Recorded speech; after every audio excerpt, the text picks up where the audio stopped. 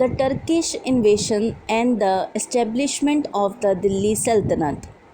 Abbasid खलीफत जो 8th और 9th सेंचुरी में बहुत ही इम्पॉर्टेंट, बहुत ही ब्रिलियंट कल्चर रहा है, बहुत ब्रिलियंट एम्पायर रहा है, वो 9th सेंचुरी के एंड तक आते आते अपनी सारी पॉलिटिकल पावर जो है ख़त्म कर देता है। उसकी पावर जो है चली जाती है और उसकी पावर जाने के साथ साथ उसका जितना भी एम्पायर होता है अब्बासिद खलीफत का पूरा एम्पायर बहुत छोटे छोटे इंडिपेंडेंट स्टेट्स में बढ़ जाता है जहाँ पर तुर्क्स जो है वो रूल करते हैं।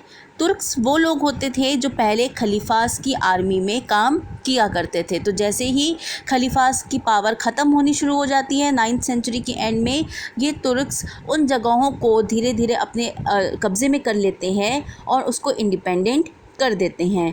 ऐसे ही दो इम्पॉर्टेंट स्टेट्स जो है वो इस्टेब्लिश होते हैं, गज़नी और गौर, जिनके ऊपर तुर्क्स कब्ज़ा करते हैं और तुर्क्स जो है इसको इंडिपेंडेंट स्टेट बना देते हैं। अब आता है आपका सबसे पहले महमूद ऑफ गज़नी। सुल्तान महमूद गज़नी के इम्पॉर्टेंट रूलर में से रहता है। बहुत एम्बिशियस, बहुत ही पावरफुल रूलर रहता है जो भारत के ऊपर 17 बार आक्रमण करता है सिर्फ 25 सालों के अंदर ही। 25 सालों में 17 बार भारत पे आक्रमण करना और भारत की कई सारी खजाने, कई सारे पैसे जो है, इम्पॉर्टेंट ट्रेजर्स जो है अपने साथ लेकर चले जाना, यही दर्शाता है कि वो कितना पावरफुल रूलर था। वो ये चाहता था कि उसकी जो आर्मी है वो बहुत बड़ी बने, उसके पास जो हथियार है वो बहुत अच्छे रहे, जिससे कि वो अपना किंगडम एक्सपेंड कर सके। साथ ही जो सेंट्रल एशिया से उसके जो दुश्मन उसके ऊपर आक्रमण करते हैं उनसे वो अपने एरिया को प्रोटेक्ट कर सके। और अपनी इसी एम को पूरा करने के लिए उसको चाहिए था पैसा, और पैसे की ही ज़रूरत की वजह से जो भारत में टेम्पल्स थे, स्पेशली इन नॉर्थ इंडिया के जो टेम्पल्स थे जो उस वक्त बहुत ही ज़्यादा रिच टेम्पल्स माने जाते थे, उन टेम्पल्स ने महमूद ऑफ गज़नी को अट्रैक्ट किया और इसी अट्रैक्शन की वजह से उसने भारत के ऊपर आक्रमण किए। जिस समय उसने भारत पे आक्रमण किए नॉर्थ इंडिया पे, उस समय नॉर्थ इंडिया बहुत छोटे छोटे हिस्सों में डिवाइडेड था। जो रूलर्स थे उस वक्त, उनके बीच में किसी भी तरीके की यूनिटी नहीं थी। ये राजपूत रूलर्स जो थे एक दूसरे के प्रति अपने मन में दुश्मनी लेकर चलते थे, एक दूसरे को सपोर्ट नहीं करते थे, और इसी दुश्मनी की वजह से वो ये नहीं समझ पाए कि जो गज़नी की तरफ से अटैक हो रहा है, महमूद की तरफ से जो अटैक हो रहा है, उससे किस तरीके से प्रोटेक्शन मिल सकती है, क्योंकि ये एक दूसरे को सपोर्ट नहीं करते थे। तो जिस भी जगह के ऊपर वो अटैक करता था उस जगह पे बाकी सारे रूलर सपोर्ट नहीं करते थे, और इसी वजह से गज़नी के जो आक्रमण थे वो काफ़ी कामयाब हो जाते थे। अब आते हैं आपके इम्पॉर्टेंट रेट्स। सबसे पहले है वॉर अगेंस्ट जयपाल। महमूद ने सबसे पहले जयपाल को हराया। जयपाल एक हिंदू रूलर था पंजाब में, जिसकी टेरिटरी पंजाब से लेकर मॉडर्न अफ़गानिस्तान तक फैली हुई थी। जयपाल को हरा दिया जाता है और उसको ज़बरदस्ती कहा जाता है कि वो पैसा दे, जिसकी वजह से महमूद जो है वो उसका जो आक्रमण है वो सक्सेसफुल हो सके, और जयपाल जो है ये बेइज्जती बर्दाश्त नहीं कर पाता और अपने आप को ज़िंदा जला देता है। नेक्स्ट है वॉर अगेंस्ट आनंदपाल। आनंदपाल जो है वो जयपाल का बेटा होता है। जयपाल के मरने के बाद वो गद्दी पर बैठता है। वो एक अलाइंस करता है बाकी सारे रूलर्स के साथ जो इम्पोर्टेंट स्टेट्स होते हैं वेस्टर्न और सेंट्रल इंडिया के, जिससे कि उनके पास एक अच्छी आर्मी बन सके और अपने आप को प्रोटेक्ट कर सके ये महमूद के आक्रमण से। ऐसा माना जाता है कि उस वक्त इतनी पैसे की ज़रूरत थी कि औरतों ने अपनी ज्वेलरी तक बेची, जिससे कि उस ज्वेलरी को गलाकर या फिर उनको देकर जो है उनके पास हथियार आ सके, उनकी आर्मी अच्छी बन सके। लेकिन इतनी मेहनत के बाद भी आनंदपाल और उसके जो साथी राजा होते हैं वो हरा दिए जाते हैं, और इनके हारने के साथ ही वो रास्ता खुल जाता है बाहर के आक्रमणकारियों का जो भारत के ऊपर आक्रमण कर सके। महमूद की जो अटैक्स होते हैं वो डायरेक्टली नॉर्थ इंडिया के टेम्पल्स पर होते हैं, क्योंकि मैंने आपको बताया कि आनंदपाल के मरने के साथ ही जो नॉर्थ इंडिया है वो एक तरीके से खुल जाता है बाहर के आक्रमणकारियों के लिए, स्पेशली महमूद के लिए। तो उसके साथ लड़ने के लिए अब कोई भी रूलर नहीं बचता है, तो वो नॉर्थ इंडिया के टेम्पल्स के ऊपर बहुत ज़्यादा आक्रमण करता है, क्योंकि ये टेम्पल सिर्फ रिलीजियस सेंटर नहीं होते थे, बल्कि ये एक हाउस होते थे ट्रेजर्स का, यानी कि ख़जाना होता था यहाँ पे गड़ा हुआ, और उस खजाने की वजह से ये इनके ऊपर आक्रमण करता था। महमूद ने इन मंदिरों के ऊपर खूब अटैक किया और इनको तहस नहस कर दिया। स्पेशली नगरकोट, कांगड़ा, थानेश्वर, मथुरा और कन्नौज के जो टेम्पल्स थे उनको इसने सबसे ज़्यादा आक्रमण करके लूटा। बहुत सारे टेम्पल्स को लूटने के बाद, ख़त्म करने के बाद, उसका जो इम्पॉर्टेंट अटैक माना जाता है वो माना जाता है सोमनाथ टेम्पल, जो काठियावाड़ में है, क्योंकि ये सबसे एम्बिशियस और सबसे प्रॉफिटेबल उसका आक्रमण रहता है, क्योंकि सोमनाथ टेम्पल बहुत इम्पॉर्टेंट टेम्पल में से माना जाता है। बहुत पैसा उसके अंदर था, बहुत मूर्तियाँ थी, बहुत इम्पॉर्टेंट ज्वेलरी उसके अंदर थी, पर्ल्स, डायमंड, सब कुछ रूबीज़ उस मंदिर के अंदर हुआ करती थी। लेकिन इतने इम्पॉर्टेंट मंदिर को प्रोटेक्ट करने के लिए जिस डेडिकेशन के साथ लड़ाई लड़नी चाहिए थी, वैसा वहाँ उस वक्त के आर्मी या उस वक्त के राजा नहीं लड़ पाए।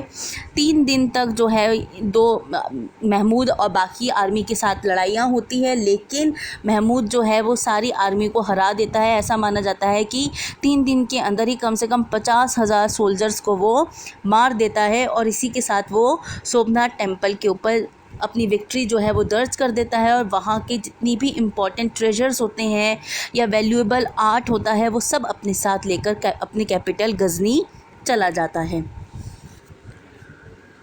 महमूद जो है वो एक गिफ्टेड सोल्जर था, पर उसका एम्बिशन जो था वो इंडियन एम्पायर को अपने में मिलाना नहीं था। वो सिर्फ अपने एम्पायर को प्रोटेक्ट करने के लिए पैसा चाहता था और इसीलिए उसने भारत पे आक्रमण किया, लेकिन भारत को अपने कब्ज़े में करना उसका कोई मोटिव नहीं था। पंजाब इकलौता ऐसा प्रोविंस था भारत का जिसको उसने अपने कब्ज़े में किया।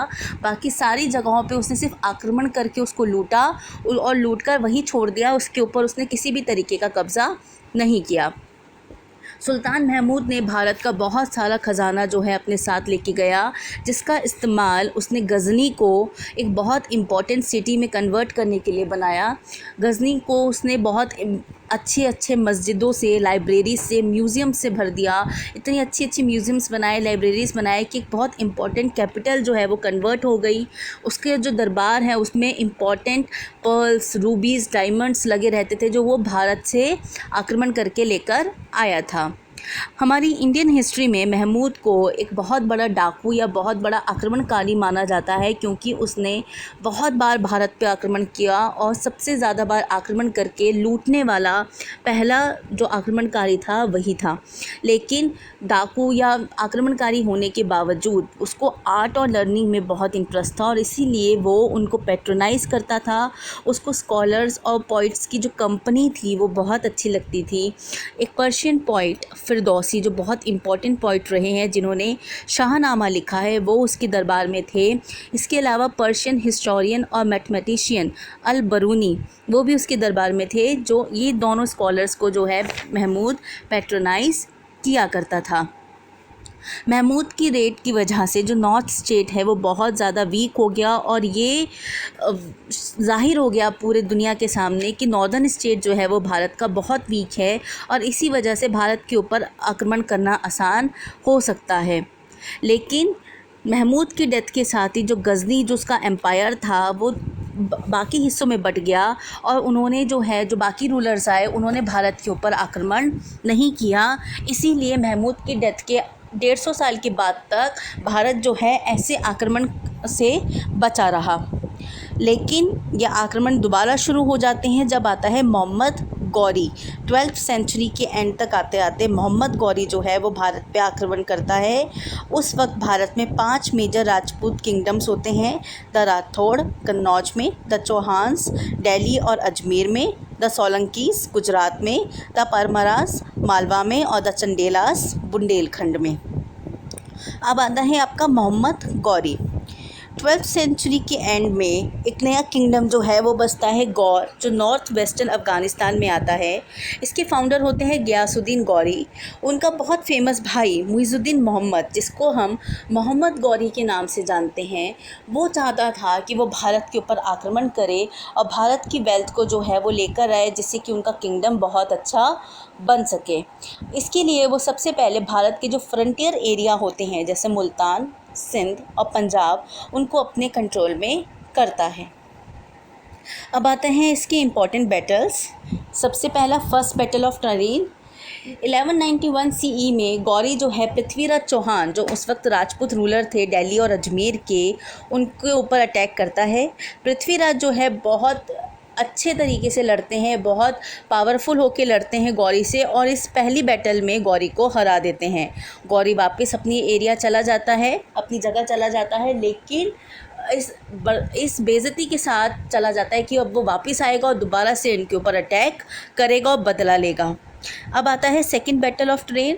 पृथ्वीराज जो है, इसको पता था पृथ्वीराज चौहान को कि गौरी इस वक्त तो चला गया है पर वो वापस ज़रूर आएगा, इसके लिए उनको एक कॉन्फिडरेसी की ज़रूरत है और वो राजपूत चीफ़ के साथ मीटिंग करते हैं। जितने भी चीफ़ उस वक्त होते हैं, इंपॉर्टेंट रूलर्स होते हैं, उनके साथ वो मीटिंग करते हैं कि अगर वो मिलकर एकजुट हो जाए, यूनिटी दिखाए, तो वो मोहम्मद गौरी को हरा सकते हैं। लेकिन उस वक्त एक इम्पॉर्टेंट राजपूत रूलर राजा जयचंद्र जो कन्नौज के राजा थे, वो उनकी मदद करने से मना कर देते हैं।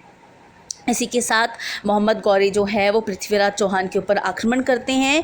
पृथ्वीराज चौहान की जो आर्मी है वो बहुत अच्छे तरीके से लड़ती है, लेकिन इस बार उनकी आर्मी हार जाती है और इसी के साथ जो है राजपूत आर्मी मोहम्मद गौरी के हाथों हारी जाती है, मारी जाती है और एक रास्ता जो है पृथ्वीराज चौहान की डेथ के बाद वो खुल जाता है, क्योंकि राजपूत रूल नॉर्थ इंडिया में पूरी तरीके से ख़त्म हो जाता है। अब दिल्ली जो है मुस्लिम रूलर्स के हाथ में चली जाती है। मोहम्मद गौरी दिल्ली को अपने कब्ज़े में कर लेता है, जो 1858 तक रहता है, जब तक भारत का पहला स्वतंत्रता संग्राम ब्रिटिशर्स के अगेंस्ट नहीं होता।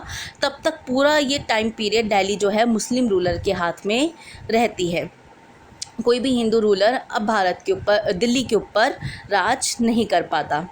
सेकेंड बैटल ऑफ टरेन के 2 साल के बाद मोहम्मद जो है कन्नौज के ऊपर भी अटैक कर देते हैं और वहाँ के जो राजा जयचंद्र होते हैं उनको भी मार देते हैं। तो इस तरीके से उसका जो एम्पायर होता है भारत में काफ़ी बड़ा बन जाता है। लेकिन गजनी की तरह ही वो भी भारत के ऊपर कब्ज़ा नहीं करना चाहता था, भारत में रहकर उसके ऊपर रूल नहीं करना चाहता था। तो वो क्या करता है, यहाँ का इम्पॉर्टेंट ट्रेजर अपने साथ ले जाता है, लेकिन यहाँ पे जो जगह उसने जीती हुई होती है उन जगहों के ऊपर अपना जनरल जो है, अपना कोई बंदा जो है, पर्सन जो है, उसको नियुक्त कर देता है। जैसे कि कुतुबुद्दीन ऐबक को वो यहाँ का वायसराय नियुक्त कर देता है। कुतुबुद्दीन ऐबक जो है वो यहाँ पर रहकर भारत के ही बाकी रूलर्स के साथ लड़ता है। जैसे कलिंजर का जो फोर्ट है उसको अपने कब्ज़े में करता है, गुजरात के हिस्से को अपने कब्ज़े में करता है। तो इस तरीके से वो गौरी के जाने के बाद गौरी के एम्पायर को भारत में और आगे बढ़ाता है, जैसे कि मथुरा, ग्वालियर, मालवा, इनको भी अपने अंडर में कर लेता है।